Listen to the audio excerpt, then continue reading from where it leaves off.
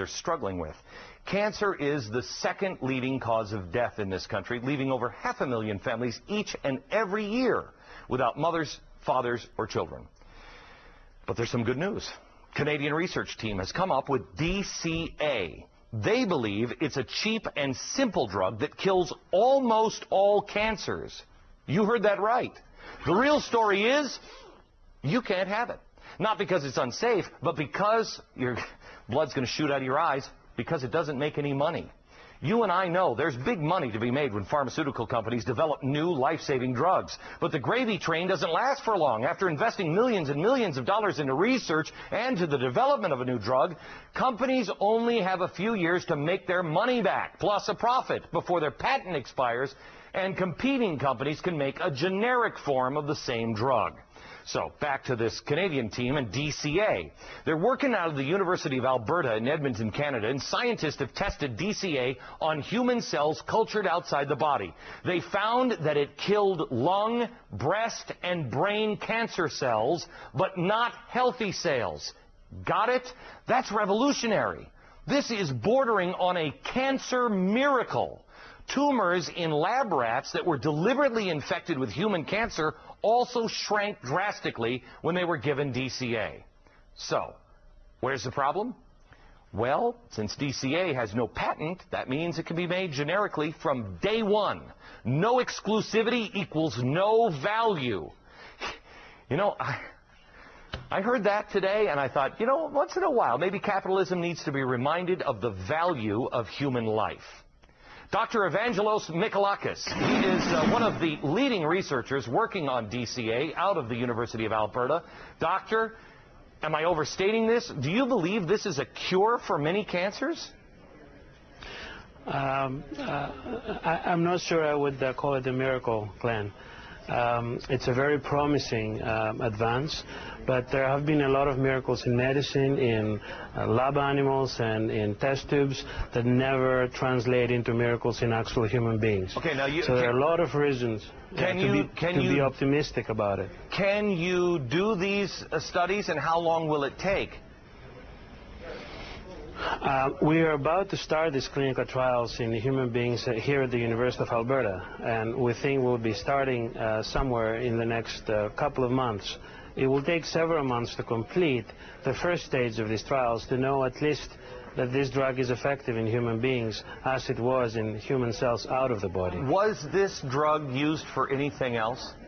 Is this drug on the market for anything else right now? It's not in the market, and you cannot find it in pharmacists. You can buy it in bulk from chemical companies, cell chemicals. However, it has been used for over 30 years to treat very rare conditions of metabolism, usually in children. Universities usually buy the drug in bulk, they process it, and then they treat these very, very rare conditions. We know that it's relatively well tolerated. There are some mild toxicities in these patients, but of course we don't know how patients with cancer will react to that. So this is something you can buy at a chemical company. There are going to be people who read about this, like I did today. If I had cancer, I got to tell you, I'm not waiting the 2 years for the human trial. If this has killed these things, lung and breast and what was the other? Brain cancer? If it's killed these things in test tubes and in lab rats, what's going to stop somebody who has nothing left to lose from going and finding some of this stuff and taking it? That's a very important question, and in fact we've been bombarded with this question. But you got to keep in mind that it is possible it might hurt someone. For example, a lot of these patients are already taking cancer medications, and the interactions of this drug and any drug with the existing drugs is unpredictable. It could result in worsening than improvement. So these clinical trials are really important to be performed appropriately and under the regulation of authorities like FDA or Health Canada. I have to tell you, while I see your point, I got to, you know, if I'm dying of cancer and I know I'm going to die anyway, how am I going to get worse than death? You had a hard time getting anybody to pay attention to this because there's no money to be made in this. Why don't the insurance companies get involved and pour money into this? There's a ton of money to be saved by insurance companies. Why isn't the capitalist system working on that front?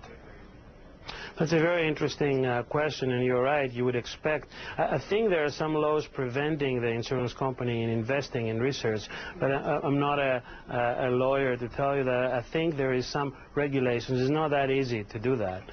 However, the authorities like the University of Alberta and the Faculty of Medicine and Dentistry have already committing, and they're helping us along with the people of Alberta that already started donating money to at least make the first step.